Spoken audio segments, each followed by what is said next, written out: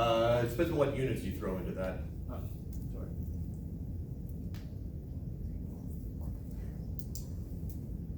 I would take off 2 points if you put down the traditional units. There is a unit you could give, but just not that one over there.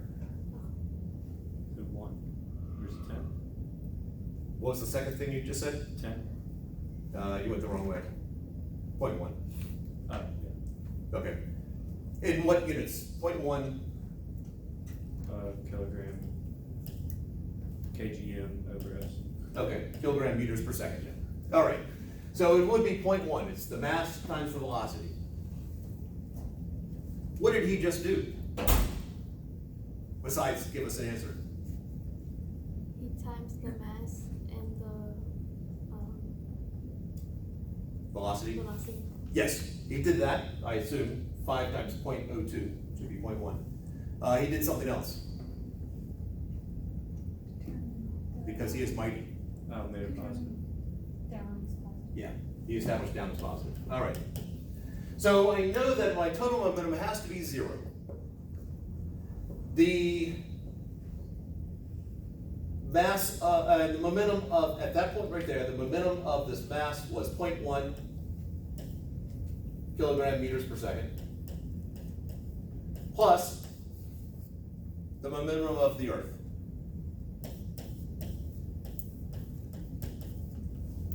So what is the momentum of the Earth? Negative 0.1. Yes, it's got to be whatever I have to add to that to get 0. So if we establish that as it was falling, the momentum of the Earth was negative 0.1 kilogram meters per second, and the negative just means it's in the upward direction. How fast was the Earth going? Well, that should be equal to the mass of the Earth times the velocity of the Earth. Mass of the Earth, since we're doing crude approximations here, 0.1 is equal to 6 times 10 to the 24th kilograms times the velocity of the Earth. And so the final velocity of the Earth would be tiny. So that would be 1.6 times 10 to the negative 1.6 times 10 to the negative 26th. Could be off by 1 there. So in order for momentum to be conserved, when I drop that mass, the Earth would rush up at this blazing speed. I am not sure that there are any devices that can measure things that slow. That's even slower than it takes glass to sort of fall. Yeah, real glass flows. So, obviously, we sort of treat it like the Earth doesn't move at all. We know that's not true because that's zipping up here.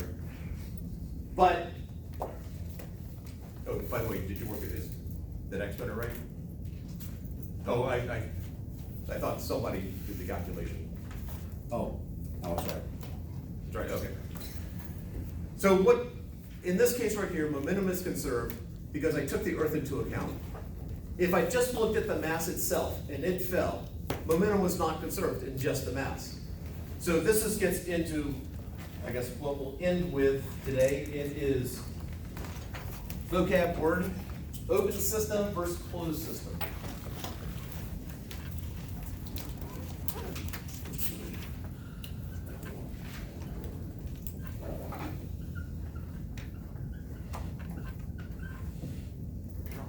In a closed system, you are taking into account all the objects that are doing interactions. There's no interaction coming from anything outside of what you're considering. So it is a closed system if I have the mass and the Earth, because those are the only two things involved. It is an open system if there are outside influences. So if I'm looking at just the mass, the tiny mass, that is an open system because the Earth is influenced in from outside my system. So open system, there's outside influence. Closed system, no outside influence.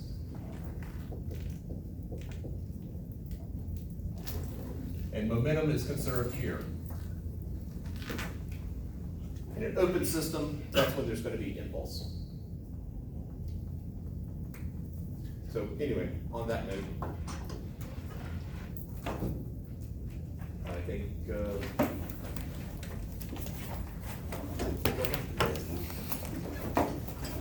do great things with that, what you have learned in this class. Use physics for niceness instead of evil.